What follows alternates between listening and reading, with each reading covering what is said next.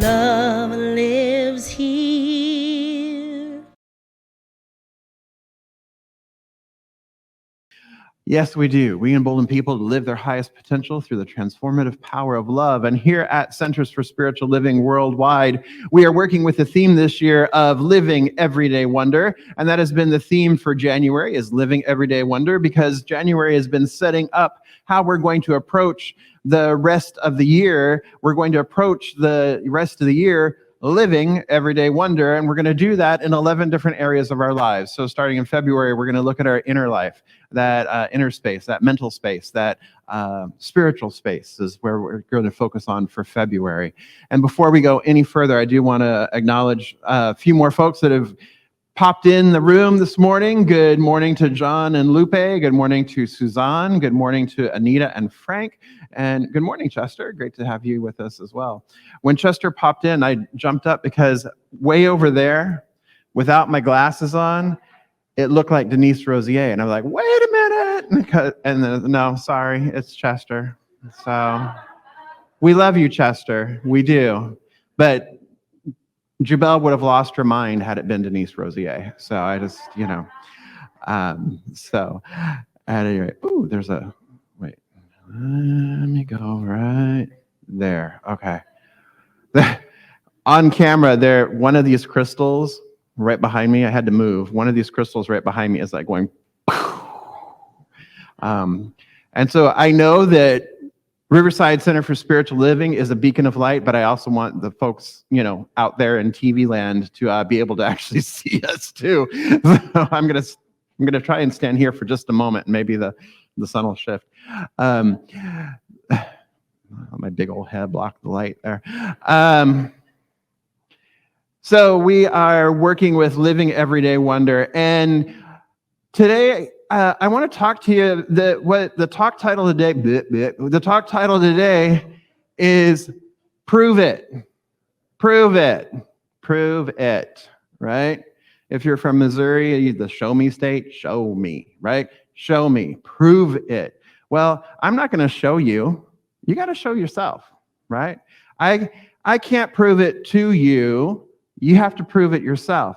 You see, we are not Riverside Center for Spiritual Navel Gazing. We're not? We're not, you're saying? No, we're not the Center for Spiritual Navel Gazing. We're the Center for Spiritual Living. Living means we have to be active. We have to participate. We have to practice. We have to actually do something rather than just Center for Spiritual Existing, right? We actually have to do something. We have to get involved. We have to engage with what we're doing. We have to apply it. So for those of you who are, I would say, fundamentalists in science of mind or religious science or, this thing that we teach here at Centers for Spiritual Living, y'all might have been going like, well, why isn't he doing the first 4 chapters of the book?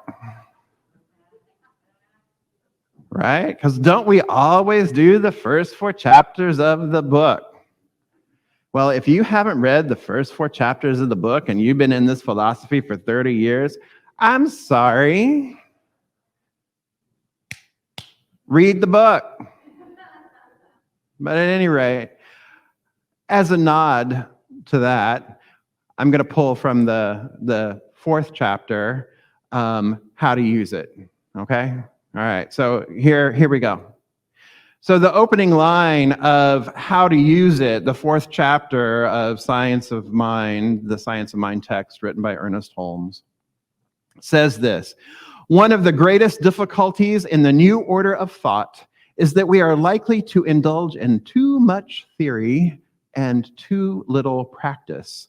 As a matter of fact, we only know as much as we can prove by actual demonstration. That which we cannot prove may or may not be true, but that which we can prove certainly must be and is the truth. He goes on to say, if there is any field of research where the practical application is necessary, it is in the metaphysical field.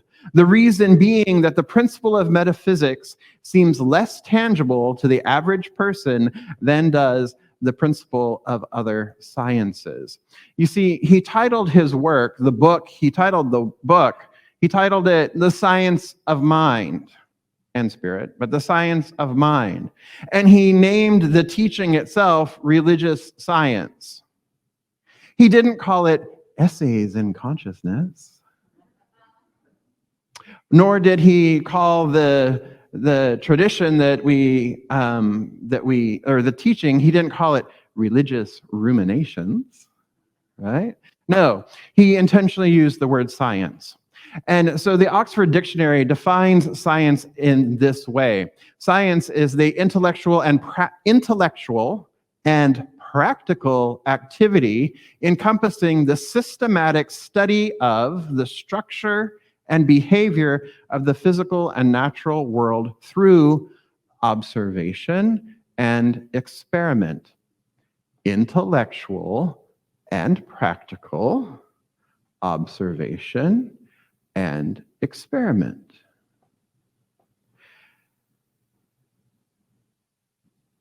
So we can study science of mind, we can study religious science, we can study any number of things. But if we are going to get past a mere intellectual understanding of the teaching or the thing that we're wanting to learn, the thing we're wanting to grasp onto, if we're going to get past an intellectual understanding, we need to move from the head to the heart so that we have a feeling and we have an experience there. But even more than moving into the heart, we need to move into the gut. We need to move further down in here. And so then it becomes that we know that we know that we know. Know that we know that we know.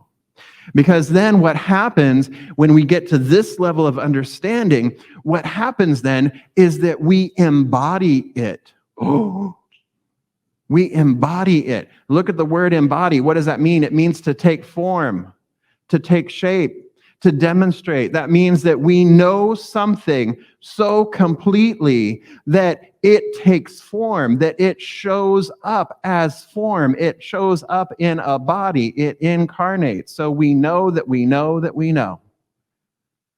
And how do we get there? Not by reading a book.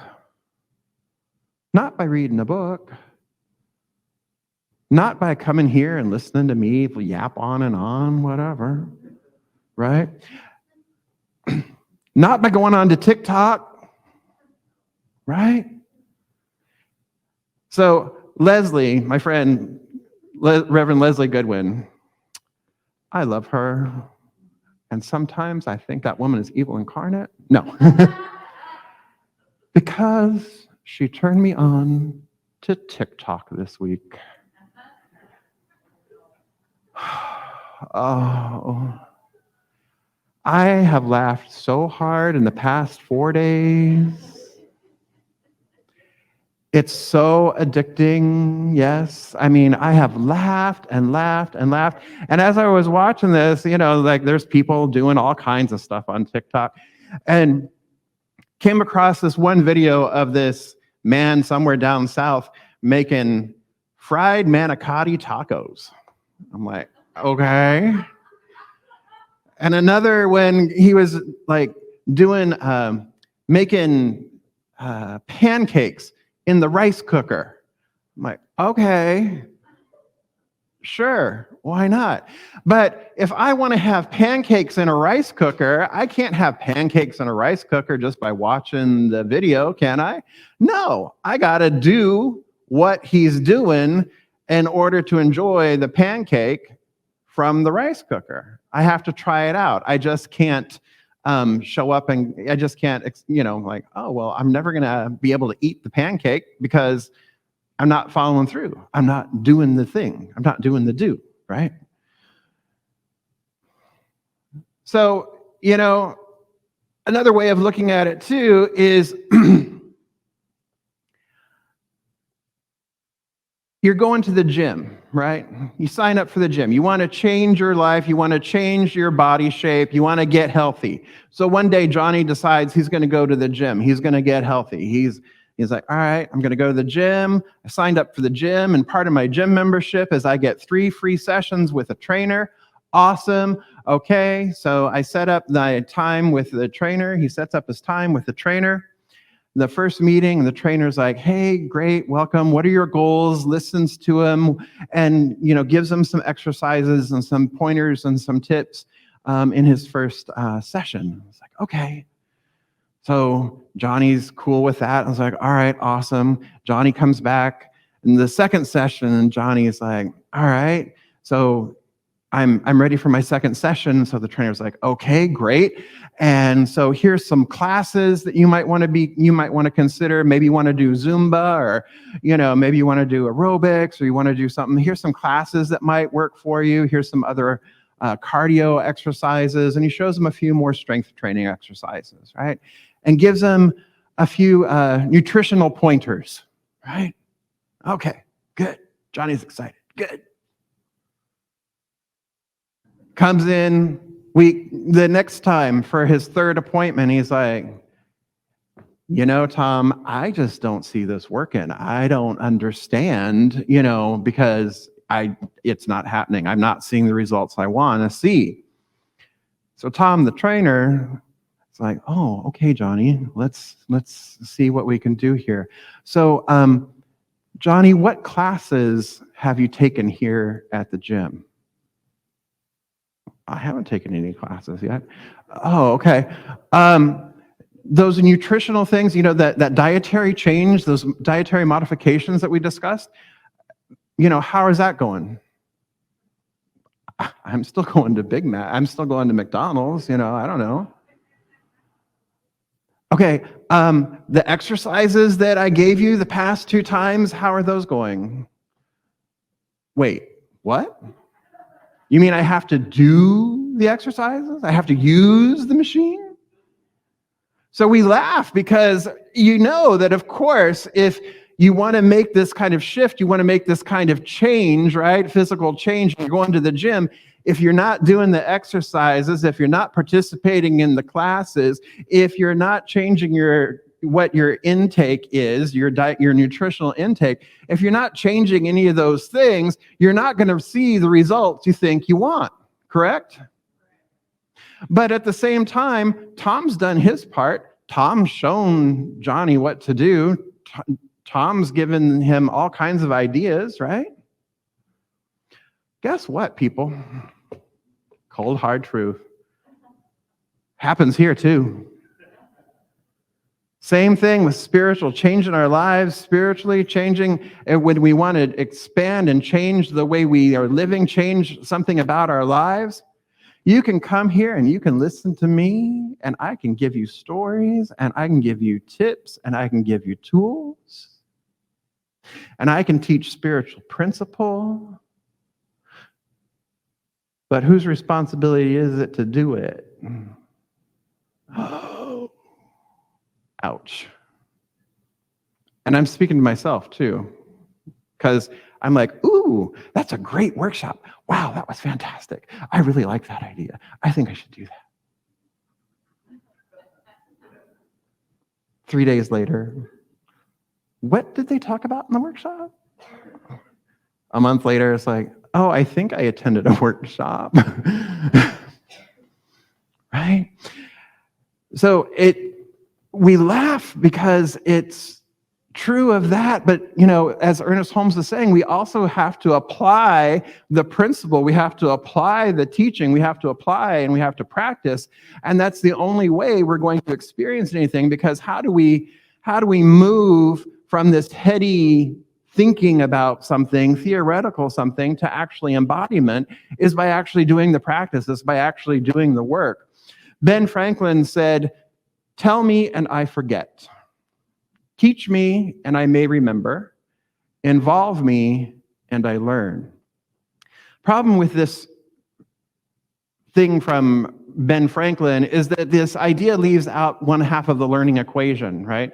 It leaves out the side of the person who's actually responsible for the transformation which is ourselves, right? It's laying everything on the trainer. It's laying everything on Tommy, and Johnny is just like, okay, right? But Tommy can teach Johnny. He can tell him, he can involve him, he can stand there and watch him do reps. But Johnny is the one who actually has to do the work, put in the work in order to have the transformation of his body. So what I'm proposing is that we shift perspective, Franklin's perspective, and we shift it a little bit where we get to take responsibility for ourselves, because when we take responsibility, right, we're then empowered, right? Yes? When we realize that we're no longer at the effect of something, that we have control of something, that we can make a difference, that we can change something, and through our own effort or through our own learning, through our own understanding, through our own experiences, that we can shift, we become empowered. We take responsibility and we become empowered. So maybe what Johnny can realize is that just listening, I forget.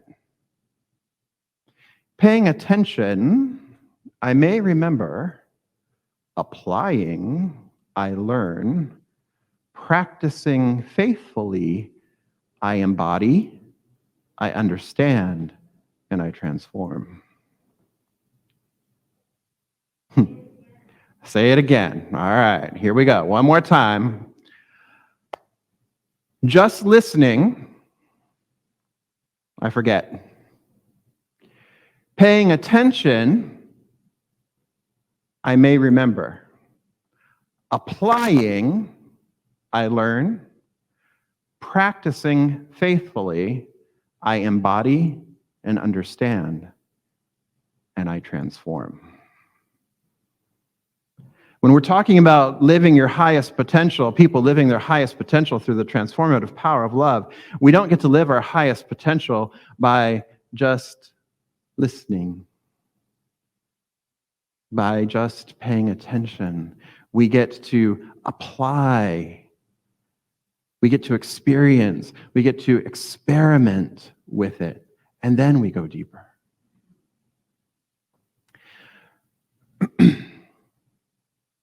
So, if this is a science, if we're talking about science, Ernest says, I would rather see a student of this science prove its principle than have them repeat all the words of wisdom that have ever been uttered. That I would rather see them prove the principle. It's easy enough to rush about shouting, there are no sick people, there are no sick people, right?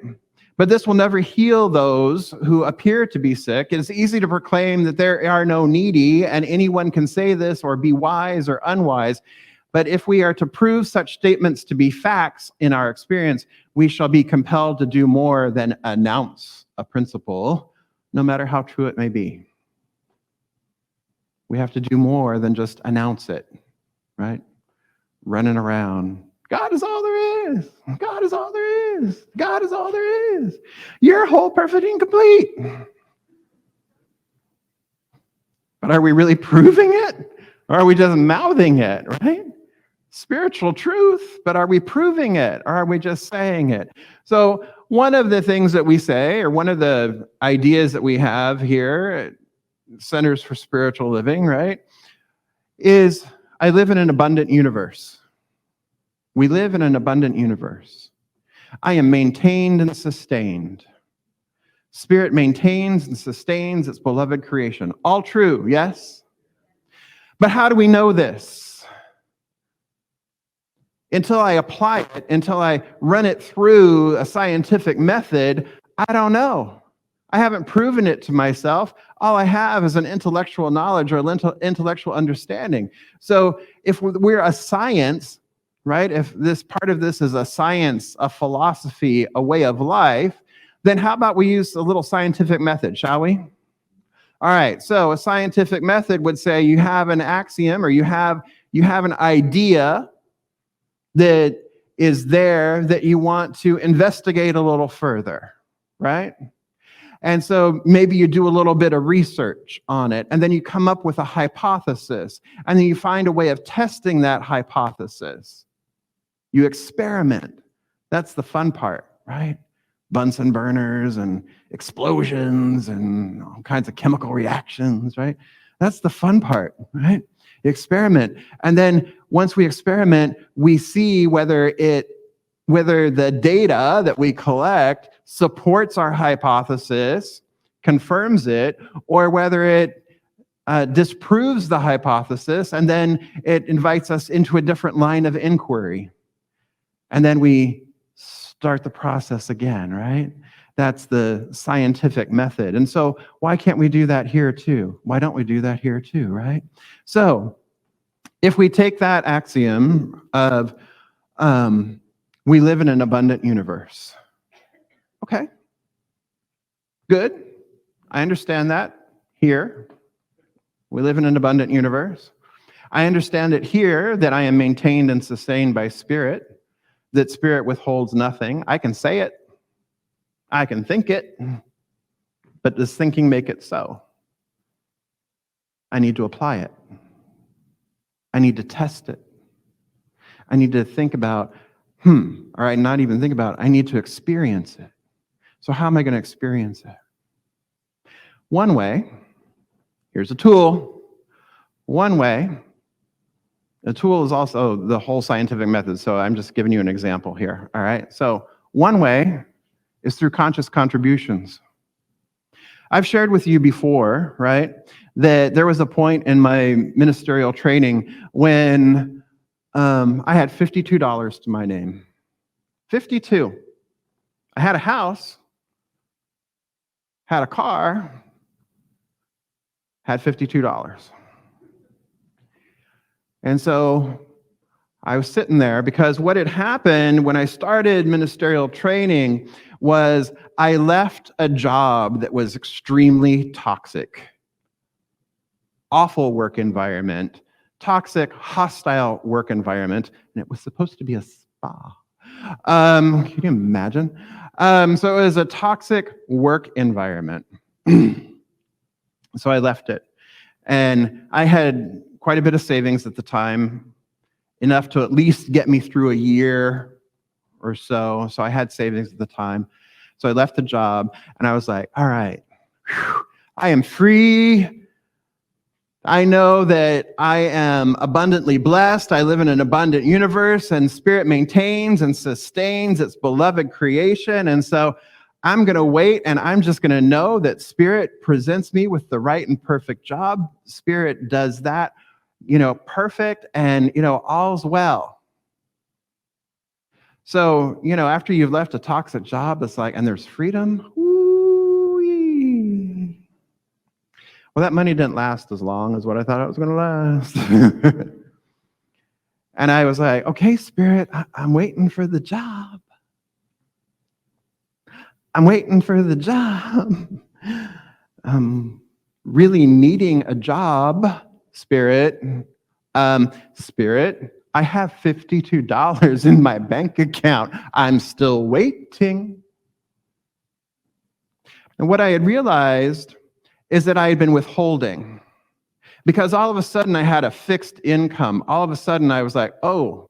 And so I was thinking, my thoughts were, wow, I have a limited income. I have limitation. I don't have, the ability to give anything at church or anything at the center. I don't have the ability to tithe. I don't have the ability to contribute because if I give it there, I'm not going to be able to eat, or I'm going to be eating top ramen. I'm like, oh God, right?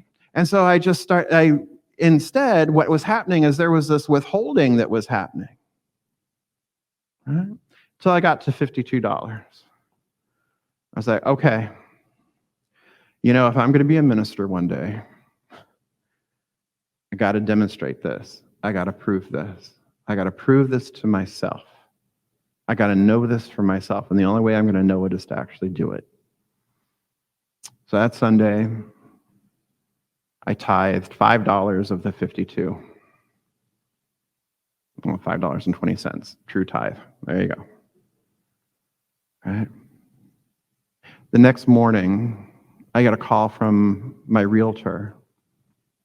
And she says, you know, there's this really great program right now that has just come out, and it is mortgage assistance. And if you do this, this, and this, you will get, assistance for a year. And then after 3 years, if you still own your home, then all of that is forgiven.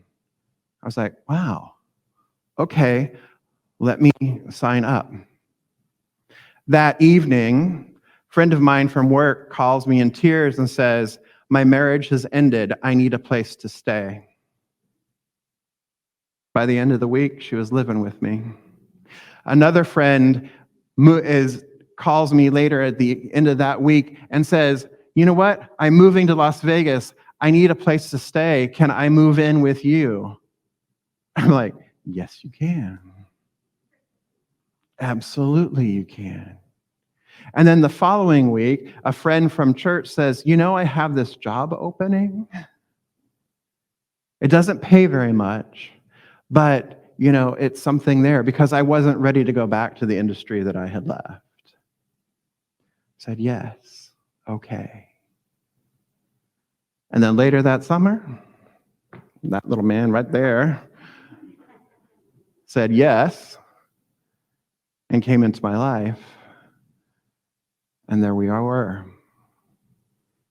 And now, today, continuing to prove the principle, and through the entire time, I kept giving, because what it was is I was proving it to myself, this law of circulation, this law of flow, this understanding that we live in an abundant universe, and I don't need to know how it's going to come to me, that we live and that I am maintained and sustained by Spirit.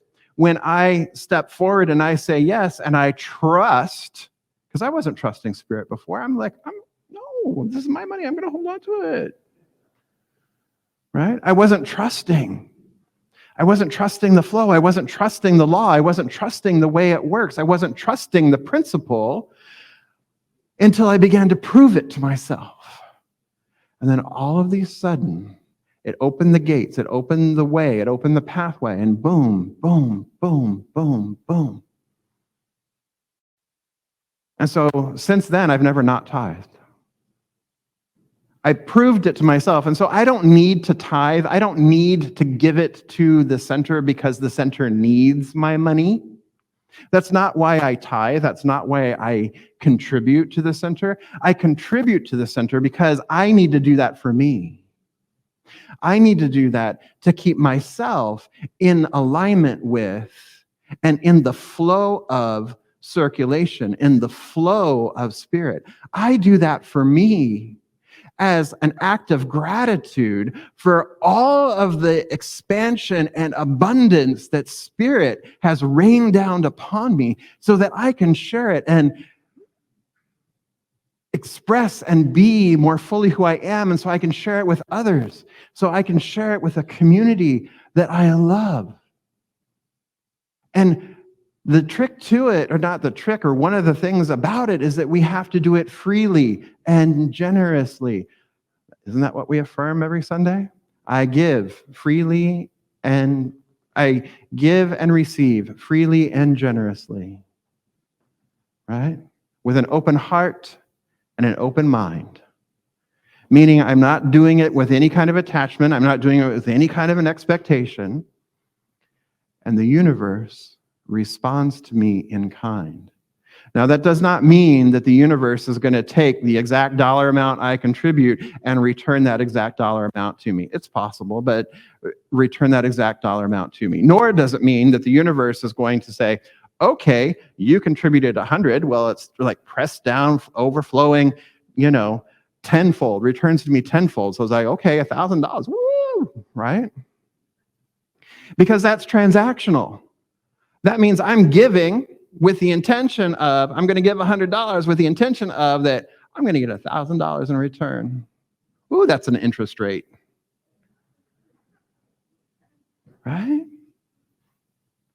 But what I get in return is far more valuable and far more expansive than that $1,000.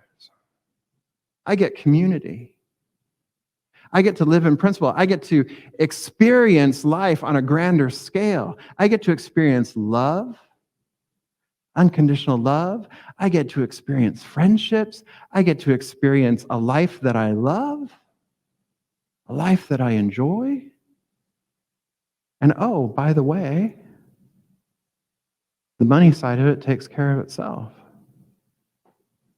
So Allison just handed me the statement for this year. And so what I always try and do is I make sure that I'm at least doing my 10%. And then I'm pleasantly surprised at what happens afterward. Did the numbers, 17% this year to this community of everything that comes in. And what is the richness, the maintaining and the sustaining that I'm experiencing?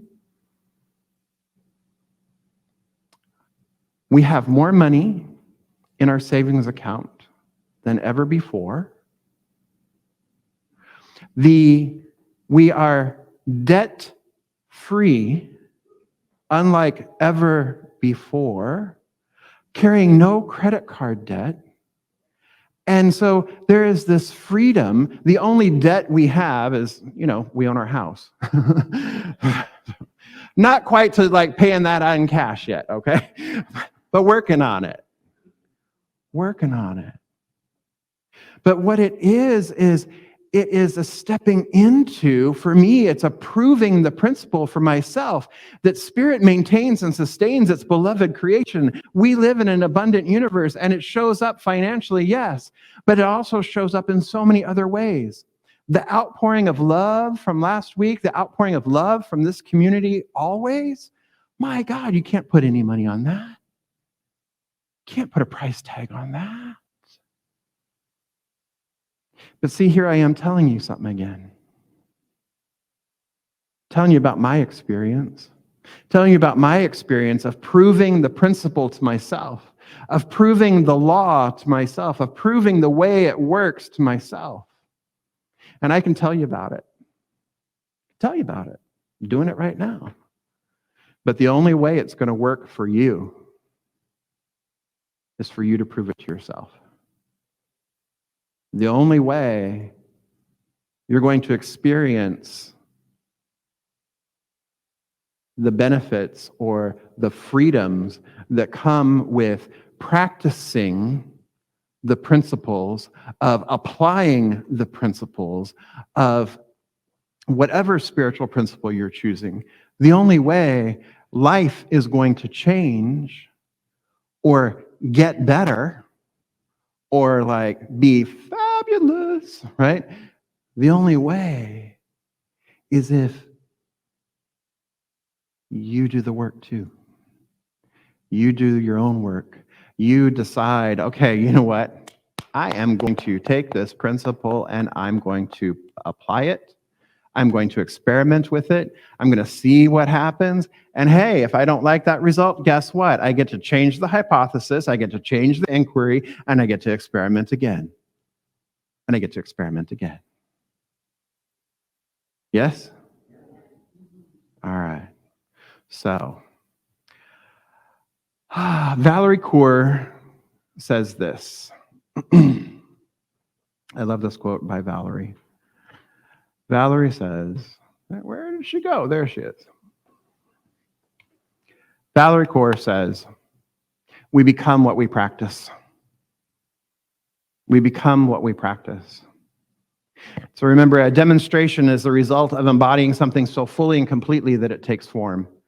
And the only way to reach that level of understanding is to know that we know is to practice, is to become what we practice. Our brothers and sisters and siblings in 12-step programs know this. They work the steps. The 12-step programs work because the people in the 12-step programs, our siblings in the 12-step programs, work the steps. They just don't just sit there and listen and expect life to be transformed. They work the steps. And so it is here with Centers for Spiritual Living. If we want transformation, we have to practice. We have to do the do. And so it is. All right. So I invite our practitioners and our core council members to please stand and surround the sanctuary. They're doing the do there too.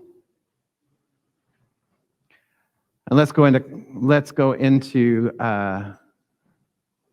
affirmative prayer, shall we? Let's go upstairs, as Dr. Homer Johnson used to say. Let's take it upstairs. And so I know that there is just this one life, just this one power, just this one presence, just this one infinite, eternal, divine wisdom that is harmony and order and absolute perfection and wholeness, that is forever and ever and ever giving of itself, to itself, through itself, as itself. It withholds nothing. It maintains and sustains its beloved creation because it is maintaining and sustaining itself in consciousness, in the high idea that simply is all that there is. And this high idea today is love. It is peace. It is abundance. It is joy. Oh, and how good it is to know that I am one with that one, that the very who of who I am is the embodiment, is the fulfillment, is the incarnation, the impartation of love right here and now, of abundance, of joy, of peace right here and right now. That it is expressing itself fully and completely and wholly through me. And as I know that this is true for me, I know that this is true for all of life, for all of creation, for everyone present and everywhere. That right where each one is, the fullness of the divine is. The power of the divine is, the ever-givingness, the love that the divine is them, is flowing through them, as them, out into the world, into greater and greater and fuller, more glorious expression. And so I speak my word here and now for this beloved community, recognizing that we know spiritual truth. We know it. And we know it not just with our minds, not just with our hearts, but with our guts. We know it fully and completely because we are willing to say yes to it. We are willing to step into it. We are willing to prove it and demonstrate it on a day by day basis, minute by minute. We are willing to live it. We don't just sit around and contemplate and intellectually think about it. We embody it. We take it in. We listen for the guidance of Spirit and we say yes, and we take that next indicated step. And I trust and I know that we trust Spirit.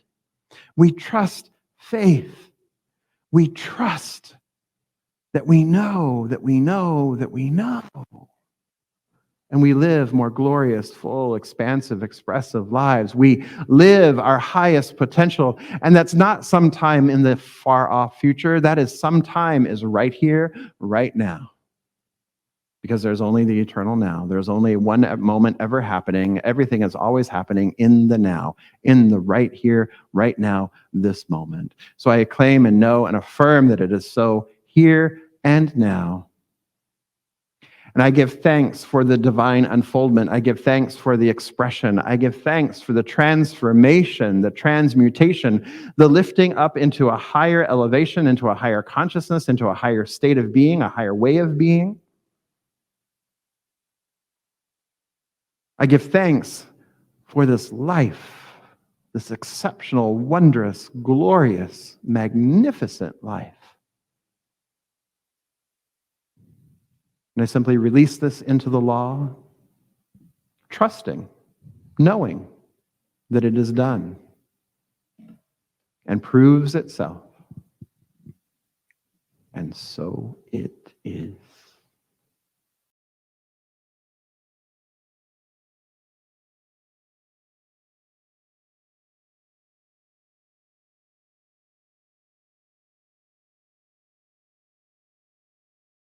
Love